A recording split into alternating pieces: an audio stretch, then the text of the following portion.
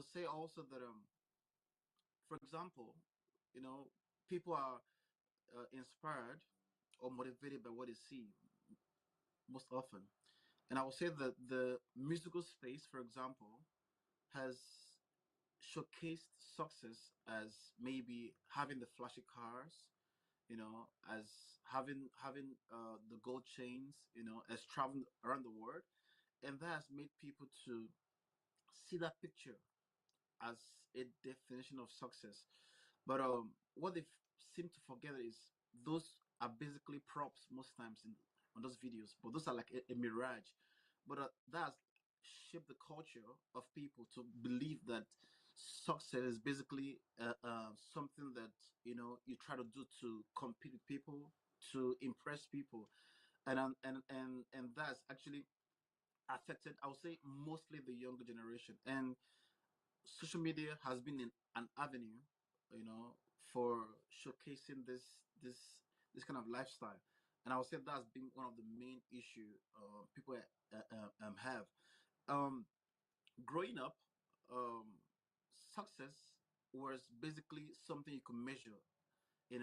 For example, you getting um, A or A's, in your subjects in your school, passing your exams, you know, or achieving maybe a particular milestone, name it. But right now, that definition of success has evolved based on what people have, seen over the news, basically, you know. So I think that's been majorly one of the key issues has been basically what they've seen, in music videos, what they've seen in their so-called influencers, what they've seen in their so-called celebrities. I think this has been um, a big problem that shaped the narrative for most of the youths, I would say.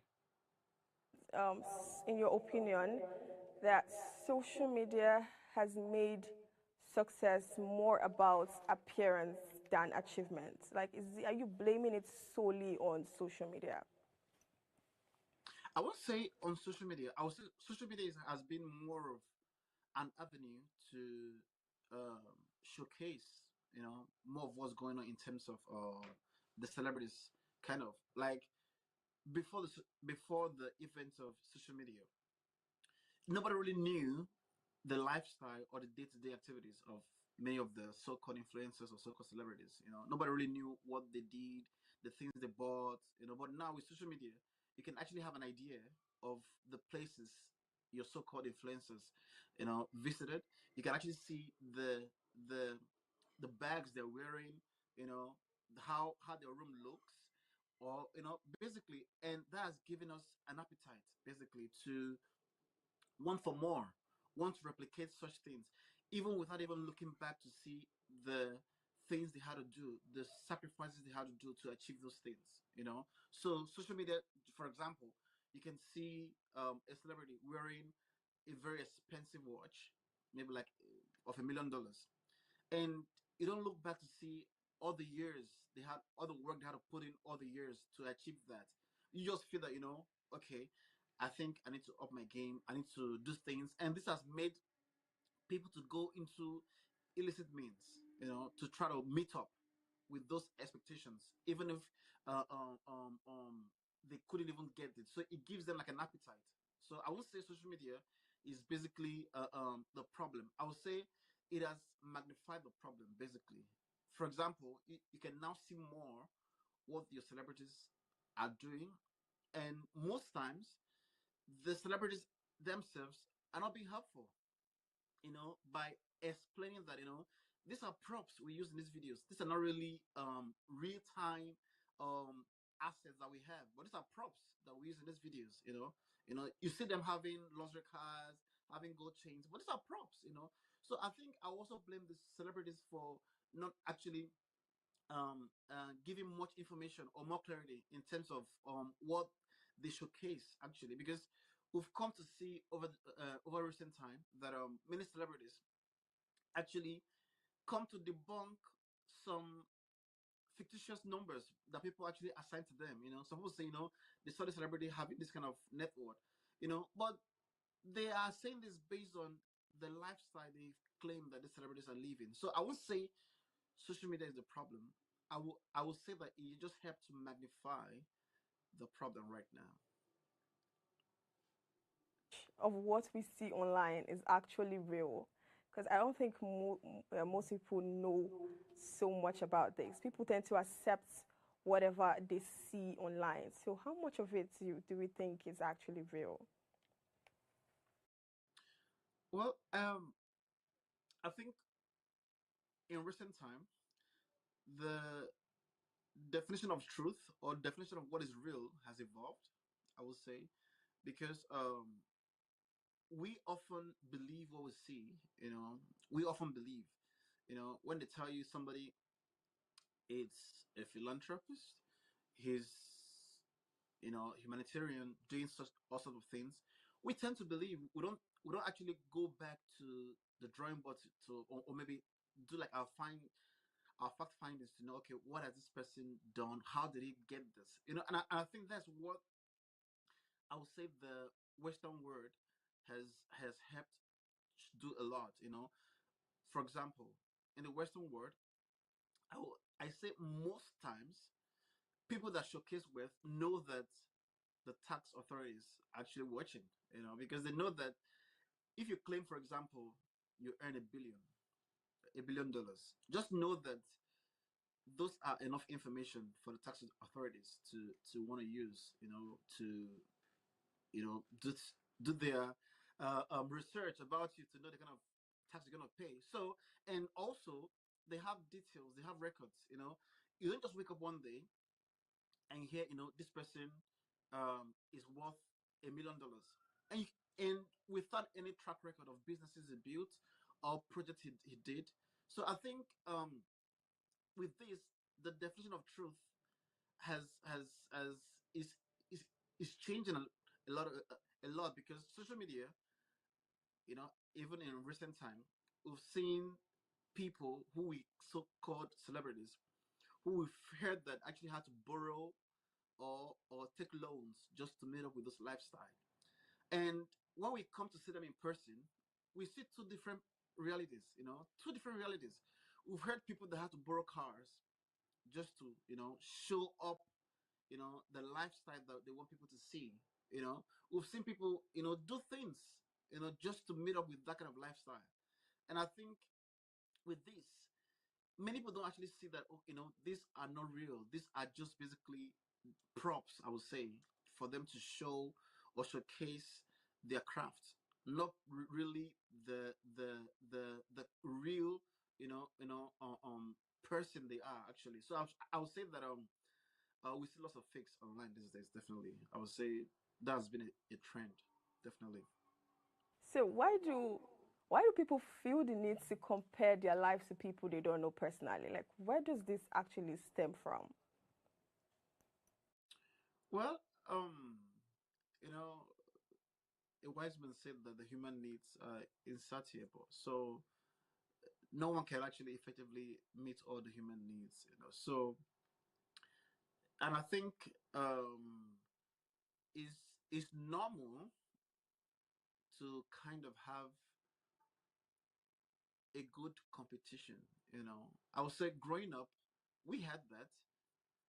We had like more decent competition. For example, if someone in my class was, always coming top in a class, in a subject, you get inspired to want to, achieve same, and this helps you to maybe read more or to even speak with him to get to know how his reading schedule is, his reading pattern is, how he understands, and also you try to make friends with him.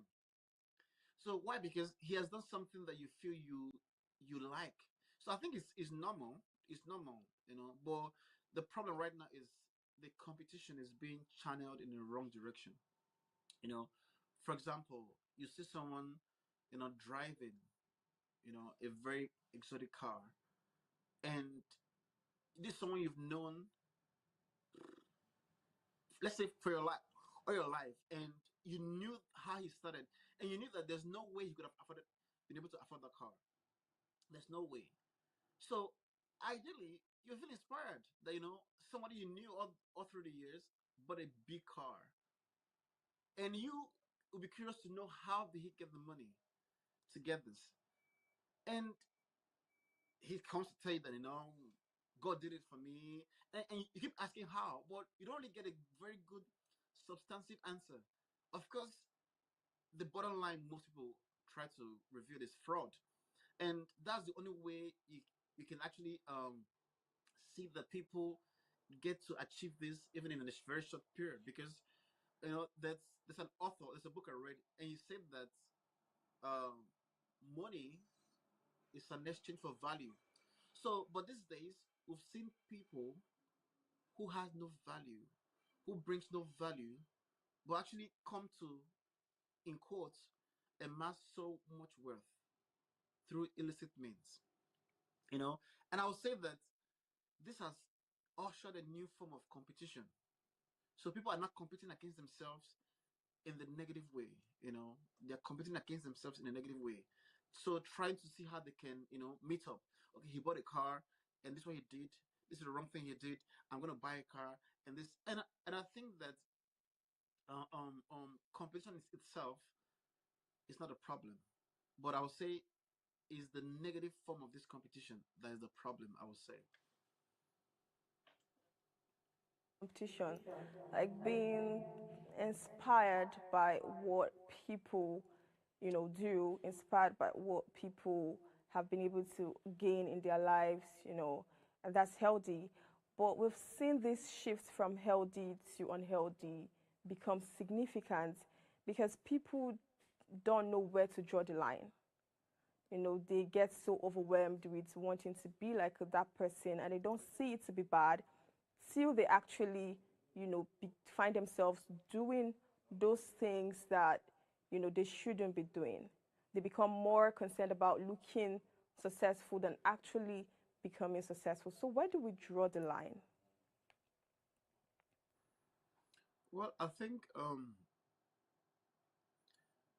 it becomes very difficult because these are personal interests, and um, you get moved or you get inspired mainly based on your interests, you know, based on your interests. And interests also get evolved or get driven based on your morals, So I would say that um, the decadence in morals have been a very driving factor, a huge driving factor for um, this kind of distasteful um, activities or character we've seen, among the Gen Zs or the youths, I would say. So, in terms of drawing the line, I would think it has more to do with the morals, and that's one. But the good part about the a developed system is even if your morals fails, the judicial system will enforce it. So if you claim that this is how you've been raised and this is how you claim or how you want to achieve wealth through illicit means, no problem. But a good judicial system will put like a check mark, on that, because when you know that the moment you do this is the number of years you're going to stay behind bars. That gives you some level of restraint. A lot of, and I would say that's where I'll fault most of the system I see in some of the African countries, because I think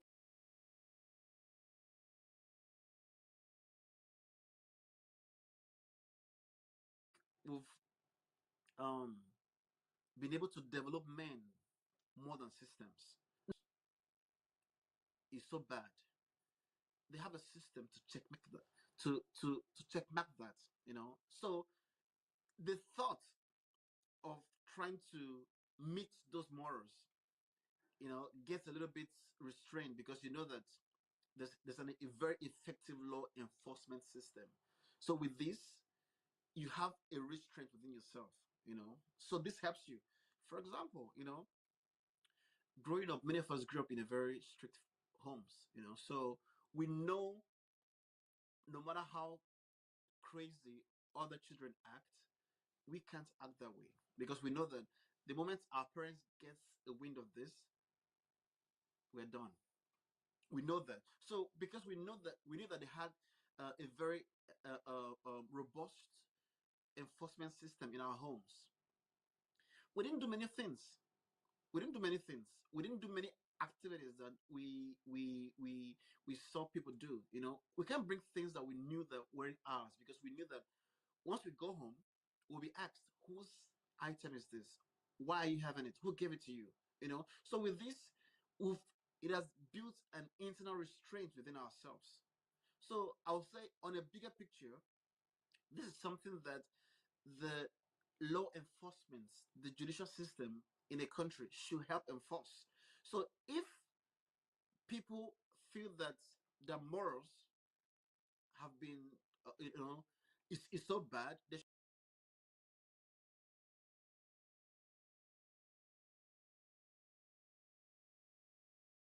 should be a judicial system to checkmate that, you know, to enforce, you know,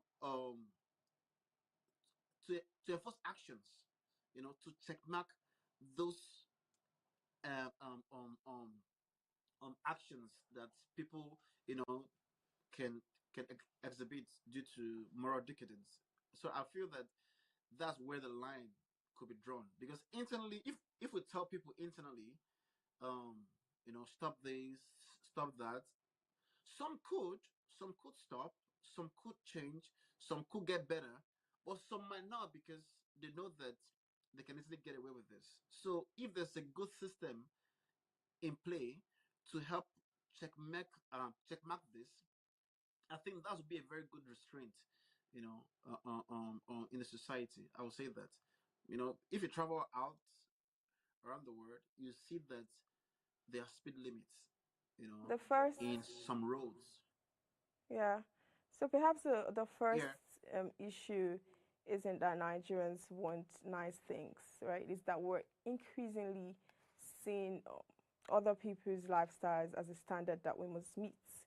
And when the desire to keep up begins influencing our financial decision, that's why the conversation becomes, more serious because looking successful is one thing and paying for the appearance of success is another. Which takes us to our second talking point, which is when lifestyle becomes a financial burden. Now, let's move from the pressure to the consequences because sometimes the picture looks beautiful, right? But the bank account tells a completely different story. Imagine earning 500,000 naira a month, but spending as though you earn 1.5 million naira. The designer clothes, the expensive restaurants, the latest gadgets, the weekend trips, the parties, the constant upgrading. Everything looks good from the outside, but behind the scenes, there may be credit card debts, loans, unpaid bills, or simply no savings. And this is where we need to separate wealth from lifestyle, right? Somebody can have an expensive car and very little savings. Someone can wear designer clothes and be financially insecure. Someone can live in a beautiful apartment and have no emergency fund. And someone who looks ordinary may actually have investments, may have savings and financial security that we know nothing about. The danger is that social media doesn't show your bank balance, it shows the lifestyle, right? Which brings us to this question again. Like, why do people sometimes spend beyond their income just to maintain an image? Would you say there's a kind of, satisfaction that they gain from that, or is there something that they gain from that? Because we've seen this happen time and time and time again. People make the same mistakes again and again. So would you say there's like some positive with that, spending, beyond your income to maintain an image? well, I'll use the word false positive. If for those in the healthcare, they would definitely know what false positive is.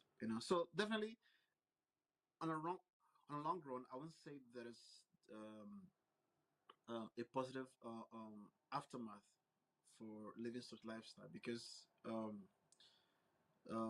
financial literacy will tell you that you shouldn't live above your means. But this kind of lifestyle already portrays you living above your means, and once you do that, the only way you can keep up is accruing as much debt as possible. And this keeps you in a life of penury.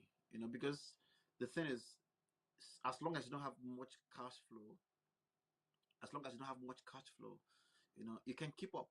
So I would say these lifestyles are often short-lived. They're very short-lived. So because you can't keep up, you don't have the the cash flow to keep up. So I would say the consequences. Fake it till you make it, right? Sorry, I didn't get you. There's something like fake it till you make it. People say that all the time. So Well, what do you make of that? well, I don't believe in that. I think it's it's a term that maybe the celebrities tried to do, and I think maybe it works for them because they are trying to build an image. People say dress the way you want to be addressed. So I think people took that out of context. Because they wanted to build a brand, so they wanted to build an image. So, and I can understand as a celebrity, they have some props they have to keep. They have an image they have to keep for the brand to excel. So maybe they try to fake it. But people forget that this is not their daily lifestyle. This is basically their studio lifestyle. They do that for just the props, the show, and that's it. So that's not basically their lifestyle.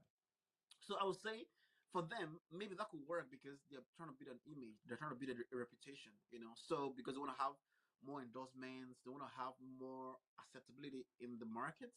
Because if they dress a certain way, if they don't show some level of affluence, people may not respect them. So I can understand that for them as a celebrity because they're trying to build a brand. But in terms of people as a lifestyle, I don't think anybody can actually fake it till they make it because where would they have the resources to fake it actually? Because you need some resources to actually portray a fake, a fake reality. Assuming you're borrowing a G wagon, how much more can you keep borrowing that? How much more can you keep living up with that lifestyle? So I would say that entirely I don't believe in fake it till you make it as a reality. Definitely, I don't believe that. So, let's talk about people that attribute their spending to treating themselves, right? Someone might be earning an average amount of money, but they want to actually own good things. They want to be able to live in a certain way and, look a certain way, even if they don't have as much, as they would want to have. They call it, some people say they are treating themselves or they are like making themselves feel good or whatnot. So how can, which I don't think is really a bad thing. I mean, you shouldn't look like your problems all the time, right? You should once in a while have good things. But how can someone tell the difference between treating themselves and overspending? Well, I would say that um, externally we can't know, but you would know because by the time you've overspent and you don't have any money to feed, of course you will know. Your stomach will know that you've actually gone above and beyond. So I'll say the consequences are very immediate. So I think there's no so much. The consequences are very immediate. Because you can't have any other resources to cater for your basic needs. So I would say that there's nothing wrong in in buying things for yourself. There's nothing wrong in. I know people that actually believe more in saving all their life, but if you're saving all your life, who is the money for? Who is the money for? So of course, you should enjoy your life. You should enjoy good things, but the key word there is it should be curtailed based on your income. So it should be planned. It should be planned. There should be a planning, because planning gives you the leverage to know the extent you can go. But if you don't plan, you cannot really know the extent, the limits that okay, you can hit. For example, if all you earn is, let's say, 500,000 naira a month, it gives you an idea of things you might need to defer. You might need to defer. You might need to defer. So that's basically for me. For example, with that salary of 500K, I don't think if you have any business thinking of buying a G wagon or any other exotic car, because how are you gonna live up? How are you gonna meet up with such your fuel in a month for that car? I don't think your salary can actually cover it. So even the maintenance. So with that, you're actually living above your means. So I would say planning is very key to actually having a way of curtailing.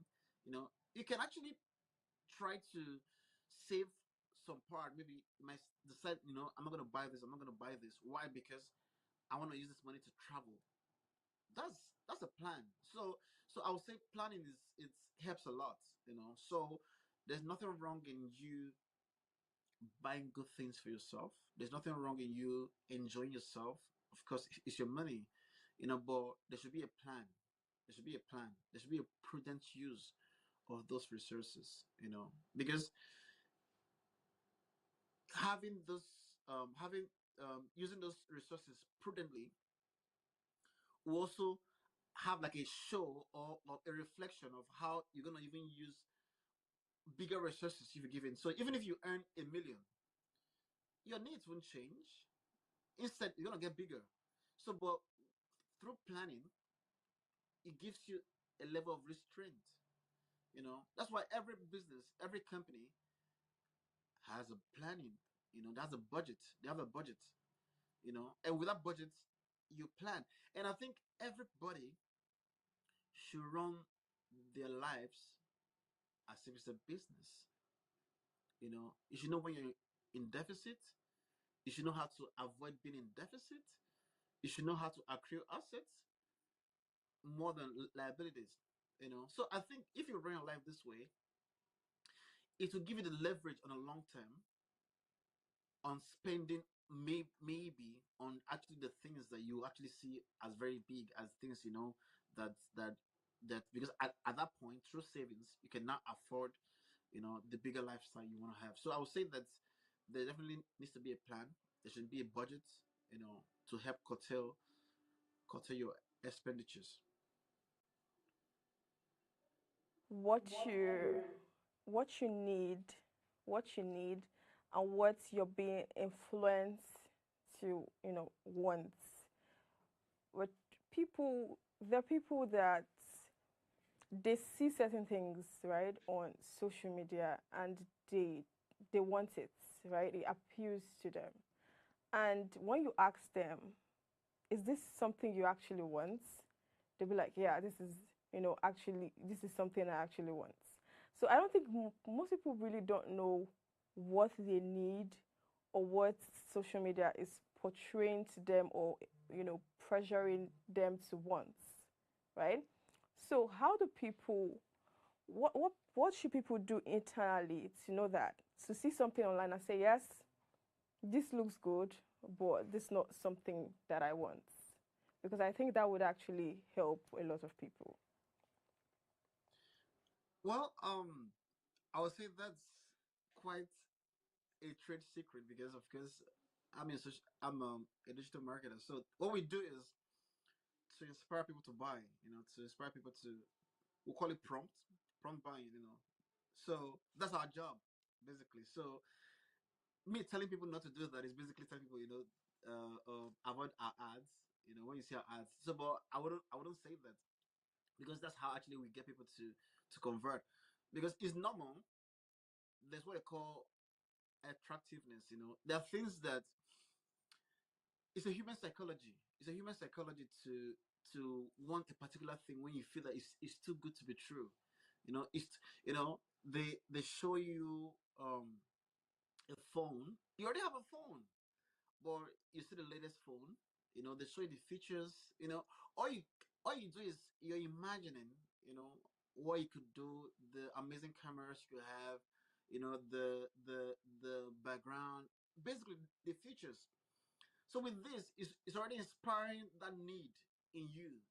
It's inspiring need in you, and I think it's a normal human psychology. It's a very normal human psychology. So, but I would say a way of safeguarding yourself against this is like I said, planning. So for example, if you see that, you know, you can ideally maybe go to the site or add to cart, just keep it in a basket. So you have a plan that, okay, I can afford it right now, but maybe in this time period, I'll be able to have the necessary resources to afford this. Because actually, the people that actually do the buying, and after buying, they're like, oh wow, why did I buy this? I didn't need this, at least at this time.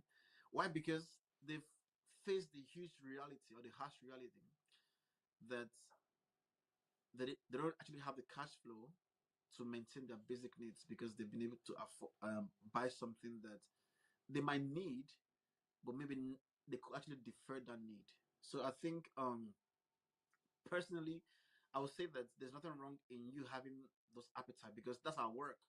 Our work is basically to show you those things to raise your appetite, to want to buy, to want to engage. That's basically our job, and it's a proven scientific reality about human psychology. That's how humans are built. Because you ask yourself, the needs you have, the wants you have, what inspired those wants? Something inspired those wants. You know, something. You don't just wake up one day that you want to have a Lamborghini. Where did you see Lamborghini in the first place? How do you know what a Lamborghini is? How do you know the feel of a Lamborghini? It's because you saw something online, you saw an ad online or something that showed you the the the features. So this inspired an appetite.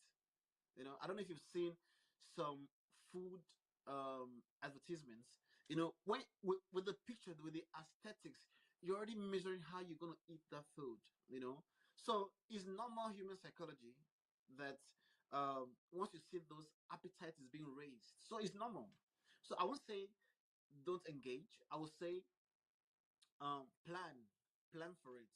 So I don't really do much prompt buying. I just keep them, in a basket, and at a particular time, maybe in a month, I check which of them can I achieve this month, which of them can I defer next month. So with that, it helps me to curtail my finances. And perhaps that's the irony. You can successfully convince everyone that you're doing well while, privately struggling to keep up. Because this segment has taught us that the applause may be real, but eventually the bills arrive. And that's why real financial success cannot simply be measured by what people can see. It also has to be measured by what happens. Brings us to our third talking point, redefining what success really means. Because how do we get out of this circle? Perhaps we need to redefine success. Success doesn't always have to look expensive. Maybe success is having money saved at the end of the month. Maybe it's being debt free. Maybe, it's being able to handle an emergency without calling for help. Maybe it's investing. Maybe it's being able to support your family without destroying your own finances. Maybe it's having peace of mind. Like we have to redefine success. So the goal is to ask, are you enjoying your money or is your money controlling the image that you're trying to maintain? So what should financial success actually look like for the average young Nigerian? If we were to define what success should actually mean for a young Nigerian, what would you define it as? Well, are we restricting this to financial, or we're saying overall success? What it should be, or are we just restricting this to finances? Let's talk about financial success. Okay, I would say first, for every young guy, you know, um, out of the university, out of you know, the youth service system, you know, and they get a job, the next level is basically, they want to have like an accommodation, you know. So I would say that that's been over the years what we've seen, what we saw as milestones as financial success. This part of the time you want to get a car, not because you want to impress anybody, but because you want to improve your mobility, and you want to get a house.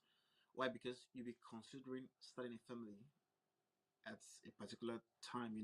So for us growing up, that's been more of a measure of success, and it wasn't driven by competition. It wasn't driven by competition at all. It was driven by necessity. We knew that these were the next steps. Just like in a school system, you knew every step in your first semester, in your first year, these are the things you want to achieve. These are the things that are obtainable. These are the milestones you need to achieve. Second, third, in your final year, okay, you need to achieve your project, your capstone, and everything, and your research. These are milestones. So it was like lay down rules, indirect lay down rules.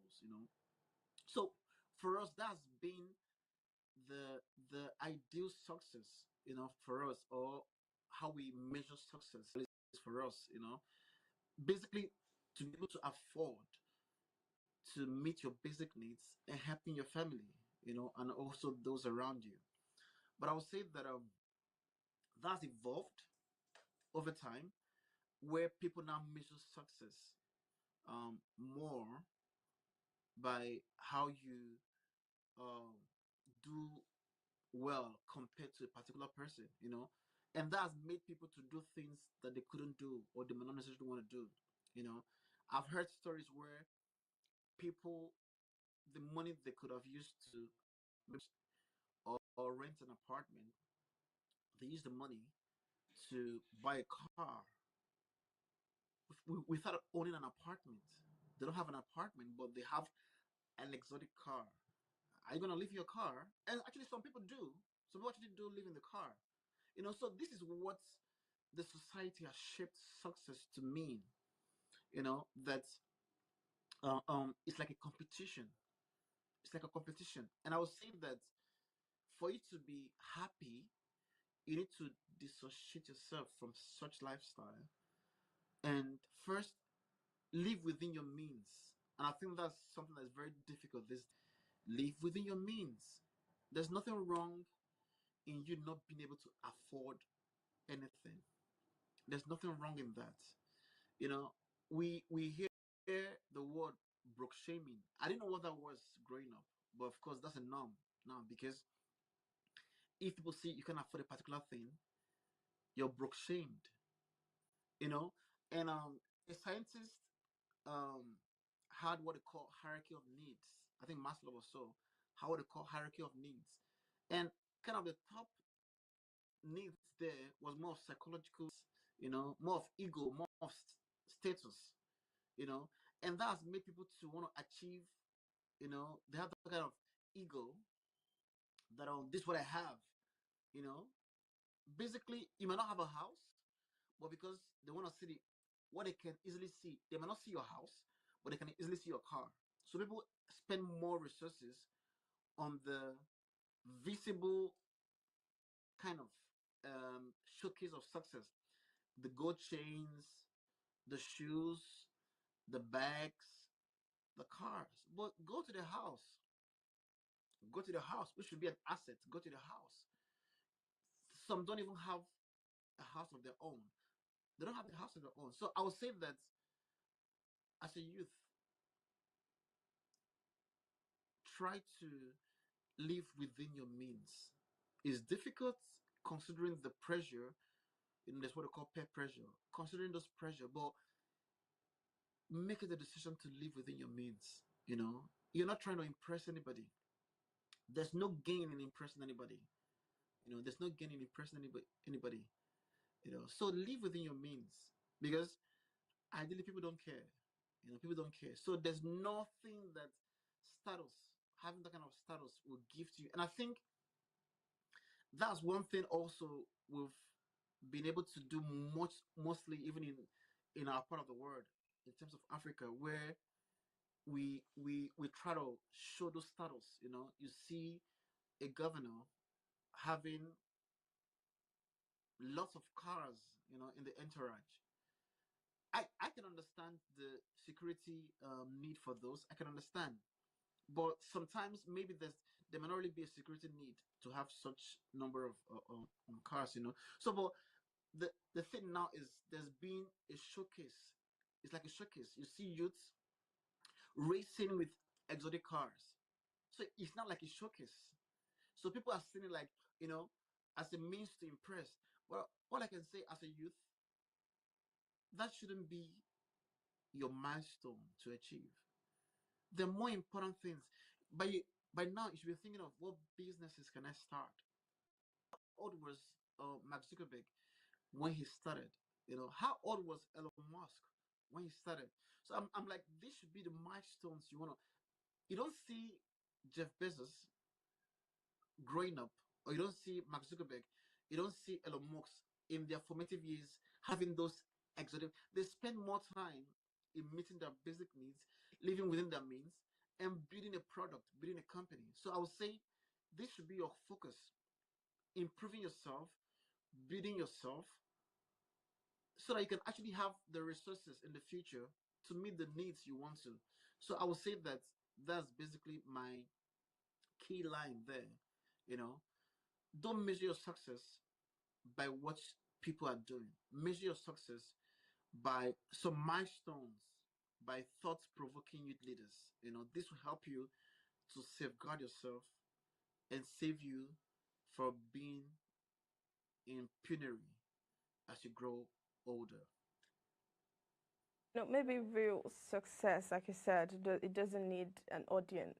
You know, maybe you don't have to prove that you're doing well every time you receive your salary. Maybe you don't have to upgrade your phone because someone else upgraded theirs. Maybe you don't need to attend every event where every trend or live every lifestyle you see online, because at the end of the day, the person you're trying hardest to impress is not even paying your bills. And that's perhaps the mindset shift that we need. Don't spend your money trying to convince people that you're successful. Build a life that makes you feel successful even when nobody's looking. We've had an interesting session on today's, From Bona. Thank you so much, Mr. Ikechi, for being on the show today. We had, such a great time with you on the show. We're happy you were able to, break some of those things down and, give us some financial advice and some life advices too. So the pressure to look successful is not necessarily new. People have always wanted to impress their neighbors, friends, and colleagues. But social media has taken that pressure and put it on a 24-hour display. Every scroll gives you another lifestyle to compare with your own. Another car, another holiday, another apartment, another wedding, another achievement. And if we're not careful, we can spend our real money trying to maintain someone else's idea of what a successful life should look like. So perhaps the next time you're about to make a major purchase, ask yourself one simple question. If nobody could see this, would I still want it? If the answer is yes and you can genuinely afford it, enjoy it. But if the answer is no, perhaps it's worth keeping your money and your peace, because looking successful is temporary, but building a financially secure life is the real achievement.